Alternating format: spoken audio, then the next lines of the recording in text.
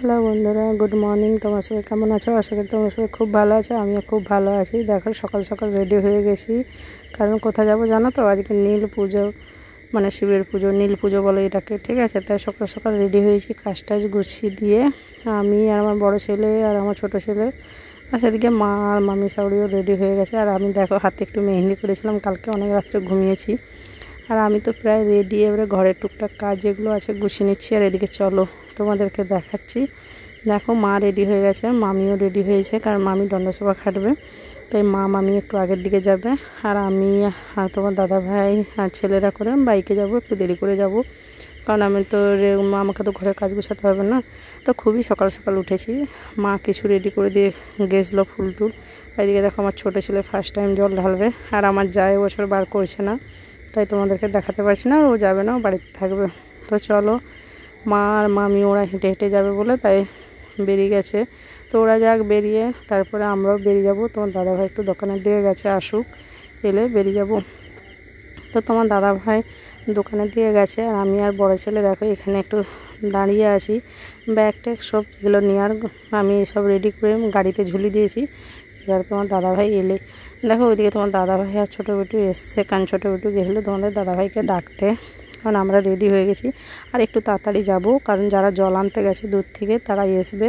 তো দেখতে ভালো লাগে, সেগুলো দেখবো, তার জন্য একটু মোটামুটি তাড়াতাড়ি যাব। আর এই হচ্ছে কাপড়, এটা জল ঢালার জন্য নতুন কাপড় কিনেছি। আর আমার ছেলেদের দেখো এই গেঞ্জি প্যান্ট আর গামছা। তো আমাদের 3 মাস আগে কেমন লাগছে অবশ্যই কিন্তু কমেন্ট করে জানিও। আমরা জল টলতে যাওয়ার জন্য একদম রেডি বাবার মাথায়। তো বড় বেটু 8 বছর ঢেলেছিল, আমিও ঢেলেছি। তোমরা নিশ্চয়ই ব্লগে দেখেছো, যারা আমার আগের ইউটিউব ফ্যামিলি তারা নিশ্চয়ই দেখেছো, আর নতুন যারা জয়েন হয়েছে তারা হয়তো দেখোনি।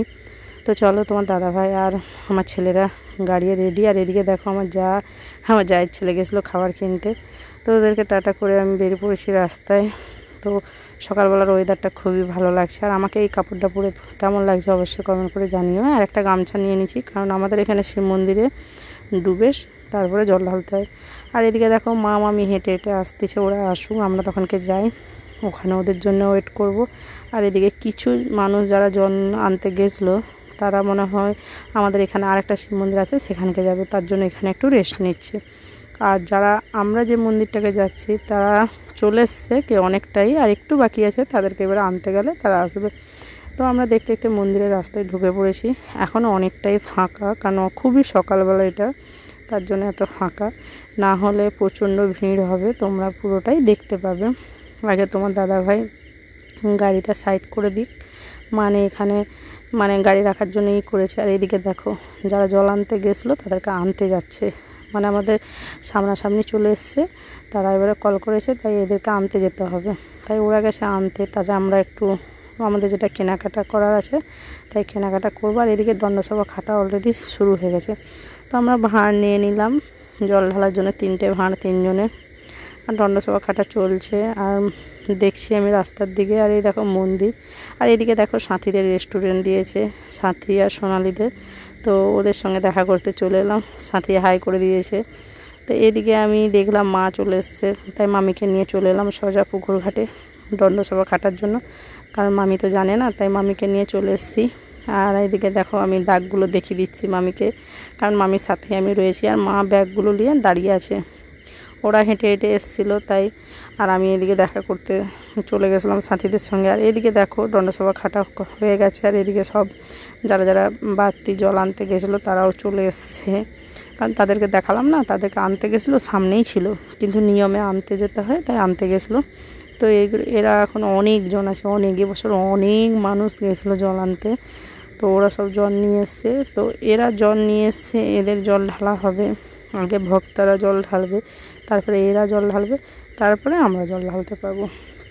তো এরা এখন মন্দিরের পরিক্রমা করছে 3 বার ধরে, কারণ বাইরে থেকে জল নিয়ে এসছে, মন্দিরের পরিক্রমা করবে 3 বার। তারপর ওদের রাখার ব্যবস্থা করেছে, ওরা যে জল নিয়ে এসছে গঙ্গা জল, ওদের রাখার ব্যবস্থা করছে। তো ওখানে ব্যবস্থা করা আছে, ওখান থেকে তারপর ওদের লাইন আলাদা করে দেবে, যে জল ঢালতে পারবে। সব লাইন আলাদা আলাদা থাকবে, আমরা যে ঢালবো তার আলাদা।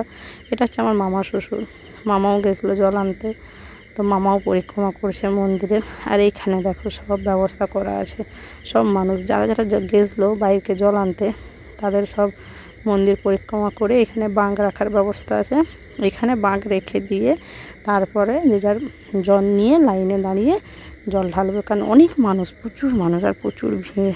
তো চলো, ওদের তো লাইন শুরু করে দিয়েছে প্রায়, আমরাও নেমে পড়েছি পুকুর ঘাটে। দেখতে পাচ্ছ সে মন্দির কোথায় আর পুকুর ঘাটে। আমার ছোট ছেলেকে আমি আগের দিকে দিয়েছি, বড় ছেলেকে দাঁড় করিয়েছি, তারপরে আমিও মোটামুটি লাইনে। প্রচণ্ড ভিড় দেখতে পাচ্ছ লাইনগুলো, কারণ এদিকের মানুষ এদিকের মানুষ দুদিকের মানুষ ছাড়ছে, তাই একটু ভিড় হবে। আর এগুলো হচ্ছে আমাদের পাড়ার ছেলেরা, সব গেছিলো জল আনতে, ওদের ঢালা হয়ে গেছে, তাই ওরা বাড়ি চলে যাচ্ছে। আর আমি আমার ছেলেরা লাইনে আছি, দেখতে পাবে না, প্রচণ্ড ভিড়। ওর জন্য কোনোরকম মন্দিরকে চলে গেছি, বাবার মাথায় যা হোক জল ঢেলেছি। এইবারে আমরা বেরিয়ে আসবো। আগে প্রথমে বড় বেটি চলে এসছে, ছোটো বাচ্চাকে নিয়ে ভয় বেশি, কিন্তু ছোটোরাই তাড়াতাড়ি চলে এসে।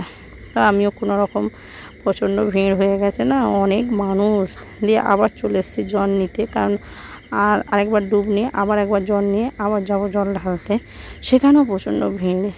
বুঝতে পারছো তো, বাবার মাথায় জল ঢেলেছি, আবার দেখো এখানেও লাইন দিতে হচ্ছে, মানে সব জায়গাতে লাইন দিয়ে দিয়ে জল ঢালতে হবে, এত ভিড়। তো আমার ছোটো ছেলে তো প্রায় মানে ঠান্ডায় কাঁপছিল, সকালবেলা ঠান্ডা ঠান্ডা ওয়েদারটা ছিল। তো এবছর মন গেল জল ঢালতে, তাই ওকে বারণ করলাম না, চল ঠিক আছে জল ঢালবি। তো ঢালা কমপ্লিট, সানজন নিয়ে নিয়েছি, একটু আমরা খেয়েও নিয়েছি। এবারে চলে যাব বাড়ি। দেখো ছেলেরা আমার অবস্থা কি হয়েছে। তো তোমার দাদা ভাই চলে এসছে, আর এদিকে দেখো আমরাও 3 মাচানায় হেঁটে হেঁটে চলে এসেছি, কারণ রাস্তায় প্রচণ্ড ভিড় ছিল, তাই তোমার দাদা ভাই আগের দিকে চলে এসেছিলো, তারপরে আমরা এসছি। এবারে চলো বাড়ি যাই, বাড়ি যেয়ে চেঞ্জ করতে হবে, কারণ ওখানে চেঞ্জ করার জায়গা আছে, কিন্তু আমরা চেঞ্জ করছি না, একবারে বাড়ি যেয়ে চেঞ্জ করব। আর মামিও ওরা বাড়ি চলে এসছে আমাদের আগে, কারণ ওদের বর্ণসভা কাটা হয়ে গেছে, জল ঢালা হয়ে গেছে, ওরা বাড়ি চলে এসছে। তো ছেলেরাকে সানজল খাইয়ে দিচ্ছে, আর মাকেও সানজল এনে দিচ্ছি, মা খেয়েছে। তো এদিকে দেখো ওরা আবার পুকুরে গেছে জল আনতে, কারণ আমাদের ঘরে বেলতলা আছে আর ওখানে শিব আছে, ওখানেও জল ঢালতে হবে। তো আমিও নিয়ে নিচ্ছি জল, আর ছেলেরাও মানে এই সুযোগে পুকুরেও নেমে পড়লো আর কি, কারণ পুকুরে তো নামতে দেই না, না, তো ওর জন্য পুকুরেও নেমে পড়লো। নেমে এসে জল নিয়ে আমাদের ঘরে বেলতলায় যে শিব আছে, শিবের মাথায় জল ঢালছে 2 ভাইয়ে, আমিও ঢালবো। তোমার দাদাভাই বললো ঢালতে, যে তুমি এখানে একটা শিব রয়েছে এটাও ঢালো। তো এখানেও মানে শিবের মাথায় জল ঢালছি, ঢাললে তবে যে হবে, ঢেলে ঢেলে প্রণাম টনাম করে নিলাম।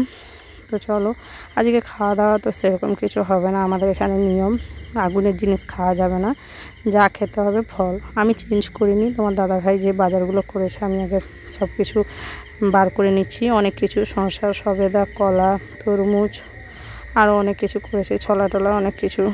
তো বাজারগুলো আমি দেখে নিচ্ছি, আর ব্লগটা বেশি বড় করব না, এখান অবধি। ভালো লাগলে অবশ্যই like, comment, share and tata, bye bye, দেখা হচ্ছে নেক্সট ব্লগে।